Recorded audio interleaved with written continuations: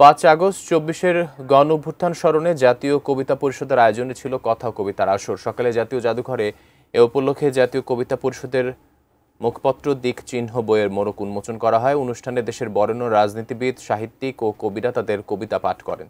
৫ আগস্টকে জুলাই গণঅভ্যুত্থান দিবসের পাশাপাশি ফ্যাসিস্ট পতন দিবস হিসেবেও স্বীকৃতি চান বক্তারা। গণতান্ত্রিক দেশ বিনির্মাণে অবিলম্বে নির্বাচন দেওয়ারও দাবি ওঠে। এ সময় শহীদ স্বজনদের স্মৃতিচারণ করেন জুলাই বিপ্লবে শহীদ পরিবারের সদস্যরা। দিনব্যাপী আয়োজনে অন্যান্যদের মধ্যে বক্তব্য ও কবিতা পাঠ করেন জাতীয় কবিতা পরিষদের সভাপতি কবি মোহন রায়হান, সাধারণ সম্পাদক রেজাউদ্দিন স্টালিন, বিএনপির ভাইস চেয়ারম্যান নুরুল ইসলাম মনি, বিপ্লবী ওয়ার্কার্স পার্টির সাধারণ সম্পাদক সাইফুল হক, সোহরাব হাসান, শহীদুল্লাহ ফরাইজি, নাজমুল হক প্রধান, আসাদ কাজল ও অনামিকা হক লিলি।